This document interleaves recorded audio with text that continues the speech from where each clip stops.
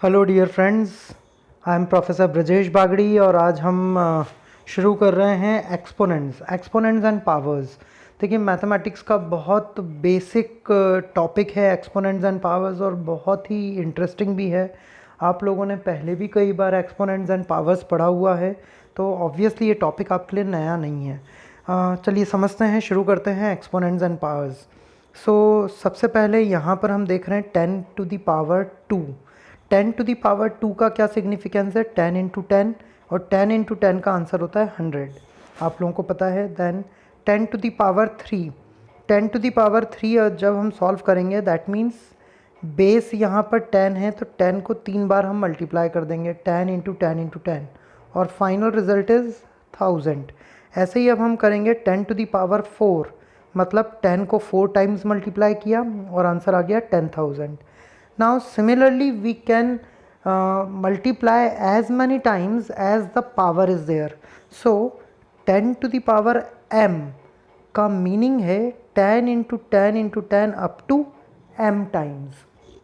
Okay, so now इसको representation क्या है, इसको लिखा कैसे जाता है? तो यहाँ पर हम देखेंगे, जैसे यहाँ है 10⁻24, इसका क्या सिग्निफिकेंस है?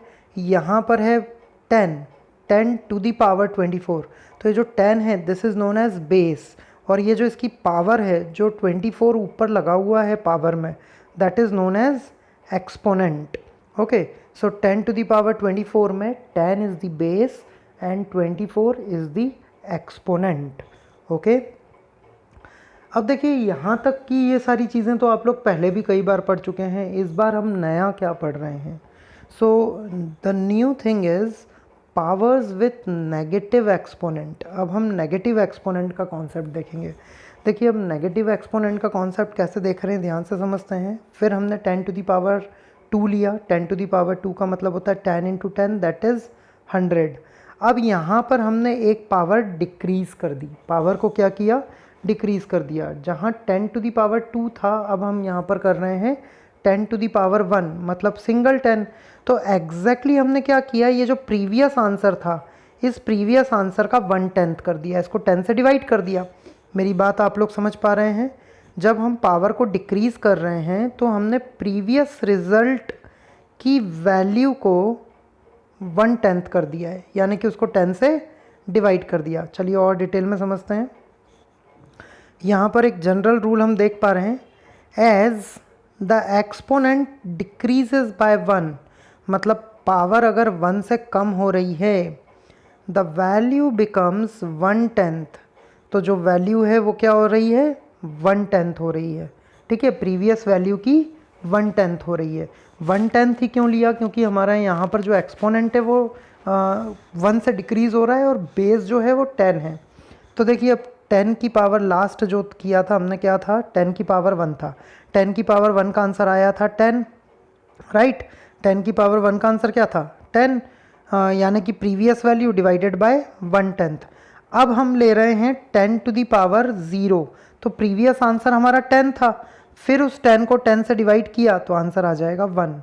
अब फिर 10⁻⁻1, देखिए पावर को फिर 1 से डिक्रीज़ कर दिया हमने, तो प्रीवियस आंसर को 10 से डिवाइड करना था। प्रीवियस आंसर इस केस में कितना है? 1, तो यहाँ 1/10 हो जाएगा। फिर 10⁻2, फिर क्या करना है? प्रीवियस आंसर को 10 से डिवाइड करना है, ये प्रीवियस आंसर, और इसका 1/10 कर दिया हमने, तो ये 1/10⁻², यानी कि 1/100 हो गया। फिर 10⁻3, तो अगेन प्रीवियस आंसर को हम 10 से डिवाइड कर देंगे, मतलब 1/10 कर देंगे, प्रीवियस आंसर का 1/10 कर दिया, सो 1/1000। ओके डियर स्टूडेंट्स, इसका मतलब यहाँ पर सिर्फ एक ही कॉन्सेप्ट हमें याद रखना है, वो क्या है?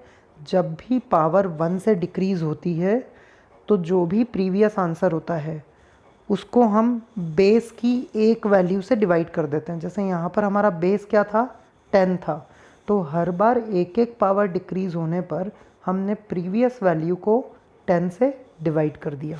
Okay, now next concept is multiplicative inverse. देखिए, अब मल्टीप्लिकेटिव इन्वर्स तो आप लोग पहले भी कई बार पढ़ चुके हैं, लेकिन एक्सपोनेंट्स के केस में जो मल्टीप्लिकेटिव इन्वर्स होता है, मल्टीप्लिकेटिव इन्वर्स का मीनिंग ही है रेसिप्रोकल। तो यहाँ पर जो मल्टीप्लिकेटिव इन्वर्स है आपको सिंपली उसका रेसिप्रोकल फाइंड करना है। For example, for any non zero integer A, कोई भी हमने non zero integer A consider किया है जो ज़ीरो नहीं है। अब ए की पावर माइनस एम का मल्टीप्लिकेटिव इन्वर्स इसका रेसिप्रोकल, तो इसका रेसिप्रोकल हो जाएगा 1 ए की पावर एम। ठीक है, ये इसका मल्टीप्लिकेटिव इन्वर्स, मतलब ए की पावर माइनस एम का मल्टीप्लिकेटिव इन्वर्स होगा 1 ए की पावर एम, और ए की पावर एम का मल्टीप्लिकेटिव इन्वर्स होगा 1 ए की पावर माइनस एम। ओके, मतलब दोनों एक दूसरे के मल्टीप्लिकेटिव इन्वर्स हैं। ए की पावर माइनस एम के लिए प्लस ए की पावर एम, और ए की पावर एम के लिए ए की power minus m. Okay, now dear students, अगर आप लोगों ने अभी भी हमारा चैनल ब्रजेश बागड़ी सब्सक्राइब नहीं किया है तो सबसे पहले चैनल ब्रजेश बागड़ी सब्सक्राइब करें, साथ में बेल आइकन प्रेस करना ना भूलें ताकि आपको सारी वीडियो अपडेट्स मिलती रहे। अगर आपको वीडियोस पसंद आते हैं तो प्लीज़ लाइक करें, शेयर करें, और अगर आप कोई भी डाउट है, कोई कन्फ्यूजन है, कोई सजेशंस हैं तो हमें कमेंट्स करके ज़रूर बताएं। साथ में हमारी ऑनलाइन क्लासेस अगर आप अटेंड करना चाहते हैं तो आप हमें यूट्यूब वीडियोस में भी कमेंट कर सकते हैं, या फिर आप इस नंबर पर कांटेक्ट कर सकते हैं 9993341563, या इस पर व्हाट्सएप मैसेज भी कर सकते हैं। Okay dear students, now next topic is expanded form using exponents. अब एक्सपांडेड फॉर्म में हम नंबर्स को लिखना सीखेंगे यूजिंग एक्सपोनेंट्स। तो देखिए यहाँ पर जो सबसे पहला नंबर है वो है 1425। अब इसको हम एक्सपांडेड फॉर्म में लिखेंगे तो सबसे पहले हमें इसकी प्लेस वैल्यू ध्यान रखनी होगी। जैसे ये जो है यहाँ पर बेस 10 का चलेगा, तो ये 10 की पावर 0, फिर ये 10 की पावर 2, 10 की पावर 3 और 10 की पावर 3 है ना, 0 1 2 3। तो यहाँ पर जो पावर है मतलब 1 जो है वो 1000th प्लेस पर है ना, तो यहाँ 10 की पावर 0 हो जाएगा।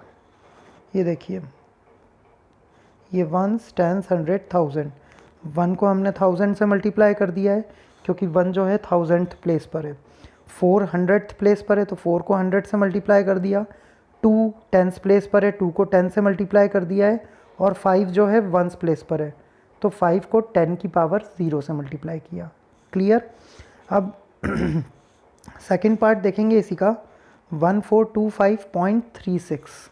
सो डियर स्टूडेंट्स, 1425 जो है वो तो आपको एज इट इज़ लिखना है, एज इट इज़ चलेगा वो, लेकिन डेसिमल के बाद अब आप पावर्स को डिवाइड करते हैं। डिवाइड करना मतलब नेगेटिव एक्सपोनेंट में लिखना। तो यहाँ पर जो फर्स्ट प्लेस है वो है 3 आफ्टर डेसिमल, और डेसिमल के बाद जो सेकंड प्लेस है 100th प्लेस वो है 6। तो 3 को हमने 10 टू द पावर -1 से मल्टीप्लाई किया, दैट मीन्स हम ऐसा समझ सकते हैं कि 3 को हमने 10 से डिवाइड किया। फिर नेक्स्ट है 6 को हमने 100 से डिवाइड किया, यानी कि 10 टू द पावर -2 से मल्टीप्लाई किया। Okay, now next is laws of exponents. So dear students, laws of exponents आप पहले भी कई बार पढ़ चुके हैं, आपको सिर्फ एक जनरल रिवीजन करना है यहाँ पर लॉज ऑफ एक्सपोनेंट्स का। First one is a to the power m into a to the power n, तो इसका फॉर्मूला हो जाएगा a to the power m plus n।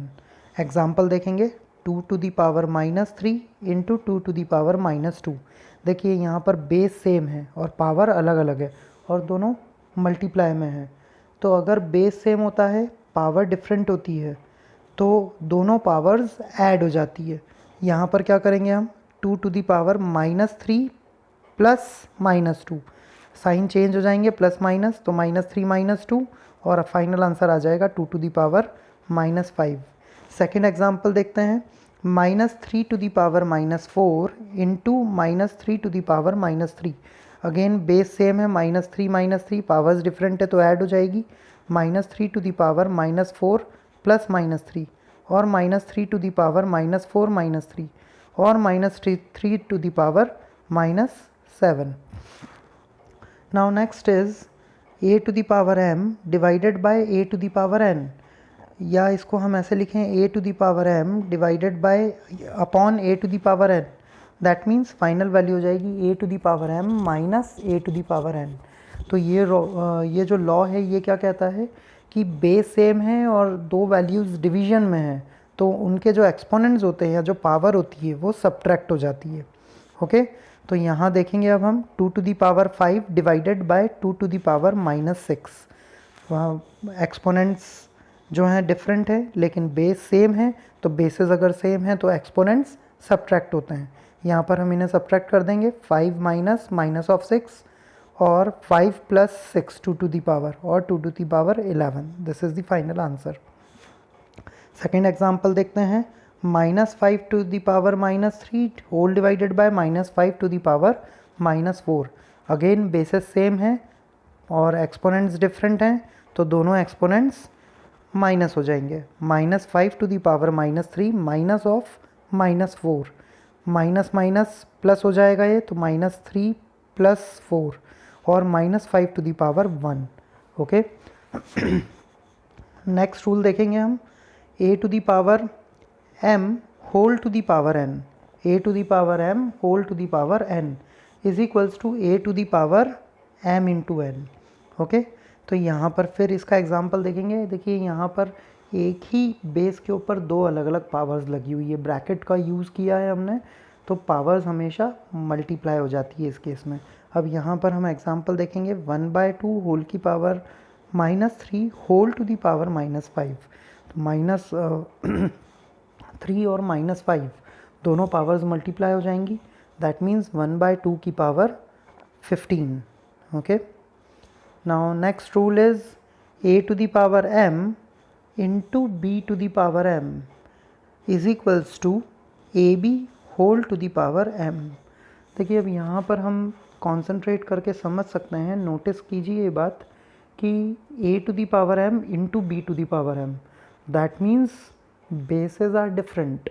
First term में जो बेस है वो a है और सेकंड टर्म का जो बेस है वो है b, लेकिन दोनों के एक्सपोनेंट्स सेम है। एक्सपोनेंट सेम है लेकिन बेसेस डिफरेंट हैं, तो इस केस में हम क्या करते हैं, दोनों बेसेस को आपस में मल्टीप्लाई कर देंगे a इंटू बी और पावर उसके ऊपर एक ही लगा देंगे, whole to the power m।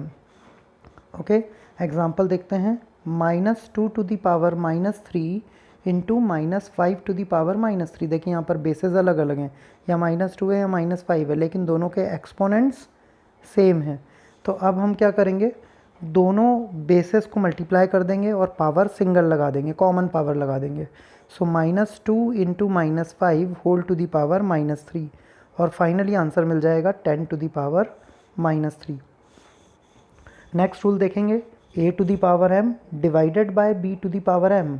Again यहाँ पर बेसेस डिफरेंट हैं लेकिन एक्सपोनेंट सेम है और डिवाइड में है, तो a to the power m upon b to the power m यानी कि a upon b whole to the power m, ये मिल जाएगा।